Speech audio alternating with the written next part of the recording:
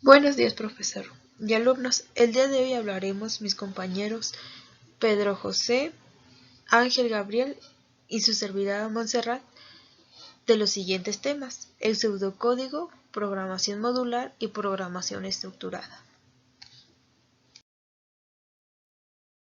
Empecemos la exposición con este primer tema y es el pseudocódigo. Esta palabra se divide en dos partes, en donde la primera parte de esta palabra es pseudo, que significa falso, y la palabra código significa lenguaje, por lo que al realizar la traducción de pseudocódigo sería conocido como lenguaje falso, es decir, que no es un código de verdad. Pero se preguntarán entonces ¿para qué sirve el pseudocódigo? El pseudocódigo es un lenguaje para las especificaciones de algoritmos que implican un proceso lógico que puede realizarse de manera grupal o individual. Por lo que el pseudocódigo se basa de un lenguaje de programación real, ya que esto facilita la escritura del código una vez que se ha solucionado el problema. La finalidad de un pseudocódigo es representar la solución a un algoritmo o problema de la forma más detallada posible, utilizando acciones sucesivas. Por lo que esto quiere decir que estamos preparando el algoritmo para así codificarlo y distribuirlo. Una vez entendido la definición de pseudocódigo, este también tiene su propia estructura, ya que todo algoritmo de un pseudocódigo puede conformarse de la siguiente manera. Como vemos en la pantalla, la estructura va a empezar desde arriba hasta abajo, partiendo desde el inicio conforme van pasando las acciones que vayamos ingresando hasta llegar al final del proceso. Para un entendimiento mejor sobre la estructura de un pseudocódigo, utilizaremos el ejemplo de sumar dos números. Como pueden visualizar en la parte izquierda de la pantalla, se utiliza el algoritmo donde el proceso va a partir de arriba hacia abajo, en donde al iniciar el algoritmo va a obtener el número 1 que se va a sumar, y una vez obtenido va a guardar el número 1. Posteriormente quiere obtener el número 2 a sumar, y una vez obtenido el número 2 lo va a guardar. Y una vez obtenido los dos números, lo que va a hacer el algoritmo es sumar los dos números y guardarlos en una variable para que al final se muestre el resultado de la suma de estos dos números. Ahora realizaremos lo mismo pero en un pseudocódigo. Recordemos que un pseudocódigo no es un código de verdad. Sin embargo, el pseudocódigo se basa en un lenguaje de programación real. Por lo que en este ejemplo vamos a utilizar el pseudocódigo de la suma de dos números empleando el lenguaje de programación C++, que es un lenguaje orientado más a objetos, pero de igual manera en este ejemplo nos servirá para obtener el resultado de este ejemplo. Como es un lenguaje de programación C++, se tiene que ingresar las bibliotecas correspondientes para que así funcione el ejemplo. Una vez iniciando, nosotros declaramos las variables en nuestro programa C++. En este caso son tres variables que es número 1, número 2 y el resultado. El siguiente paso sería que el sistema le pida al usuario que le brinde el número 1 y una vez ingresado el número 1 va a guardar esa información. Posteriormente el sistema va a solicitarle al usuario que le brinde el número 2 y así va a guardarlo para posteriormente realizar el proceso de la suma y donde lo va a guardar en la variable de resultado para que al final muestre el mensaje de que el resultado de la suma es y va a arrojar el número guardado en la variable de resultado, y con eso llegar a su fin. De igual manera, para poder realizar el pseudocódigo podremos hacer uso del diagrama de flujo, ya que el diagrama de flujo es una representación gráfica de un algoritmo o un proceso. En este caso vamos a usar el ejemplo de sumar dos números, en donde el diagrama de flujo va a partir de arriba hacia abajo. Entonces empezamos desde la terminal de inicio en una forma ovalada hacia abajo con un rectángulo que es el proceso en donde ingresamos las variables número 1, número 2 y el resultado. Posteriormente en la terminal de salida tenemos que el sistema nos está pidiendo el número 1 que vamos a ingresar. Y en la parte de abajo visualizamos una forma de entrada que es un romboide. en donde nosotros ingresamos el número 1. Posteriormente el sistema manda un mensaje de salida solicitando el número 2, para que posteriormente nosotros ingresemos en la entrada el número 2 que vamos a sumar. Y posteriormente va a hacer el proceso de la suma de los dos números, para que al final la salida nos mande un mensaje diciendo de que el resultado de la suma es, y va a arrojar el número guardado en la variable de resultado de la suma de estos dos números. Y con esto se finalizaría lo que es el proceso de este ejemplo. Y con esto podemos conocer que el pseudocódigo tiene sus propios beneficios, ya que la primera sería que se pueden representar de forma fácil las operaciones repetitivas y complejas. Otro beneficio es de que es más sencilla la tarea de pasar los pseudocódigos a un lenguaje de programación formal. Y el último beneficio menciona que si las reglas de alineación es de manera correcta, puede observarse claramente los niveles en la estructura del programa.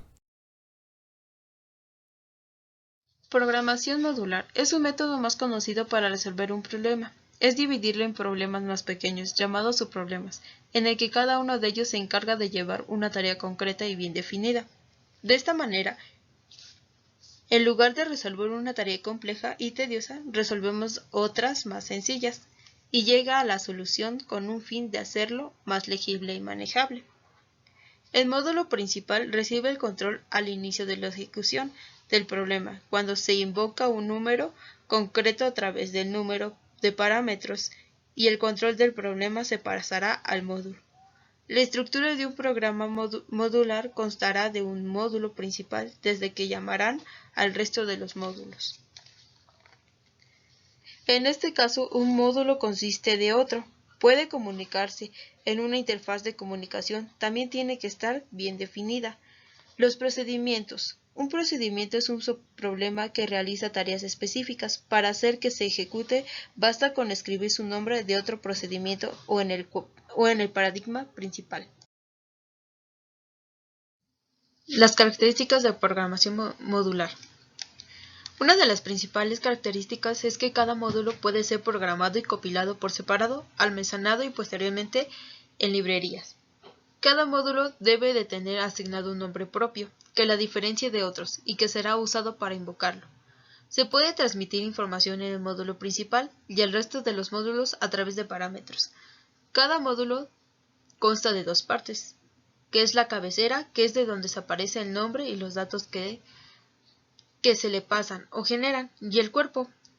El cuerpo es la estructura interna que es de donde se desarrolla el código. Permite trabajar en equipos. Cada programador puede desarrollar un módulo diferente y posteriormente lanzarlos.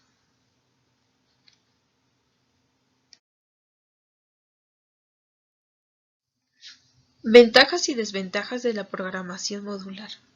Una de las ventajas es que posibilita el uso repetitivo de las rutinas en el mismo o en diferentes programas. Un programa modular es fácil de mantener y modificar. El programa modular es más fácil de escribir y depurar, ejecutar y probar y poner punto a punto. Las desventajas es que la programación modular requiere más memoria y tiempo de ejecución. No es disponible de un algoritmo formal, por lo que a veces los programadores no entienden claras las ideas de los módulos. Programación estructurada. La programación estructurada es un paradigma de la programación que consiste en construir programas de fácil comprensión, mejorar la calidad, claridad y acelerar el tiempo de desarrollo. Su representación gráfica se realiza a través de diagramas de flujo. Se basa en la metodología de desarrollo de programas llamada refinamiento sucesivo. Se plantea como un todo y se divide en segmentos de menor complejidad. Una vez terminados los segmentos, se procede a unificar las aplicaciones realizadas.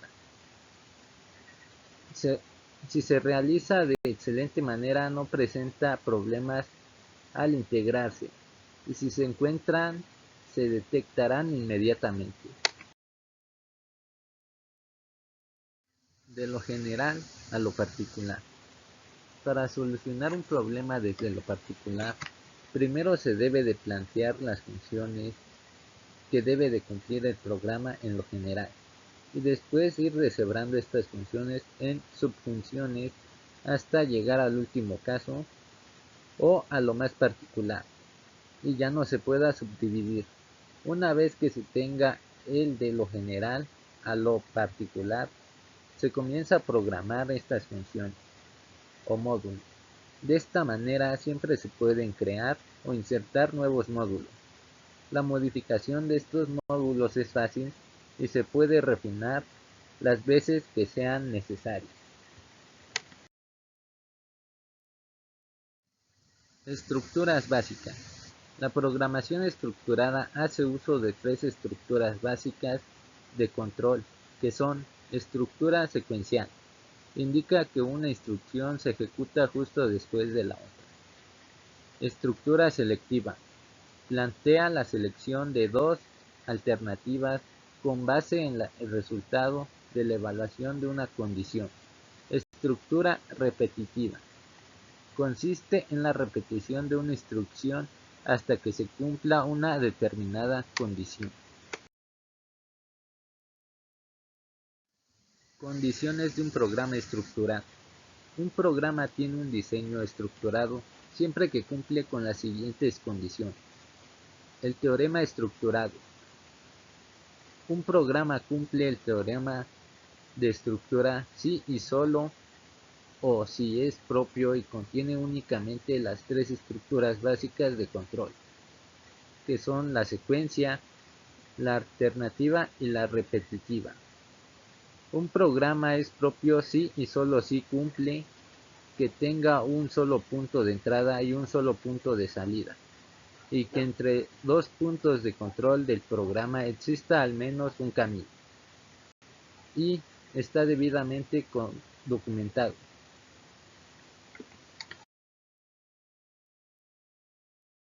Ventajas y desventajas de la programación estructurada.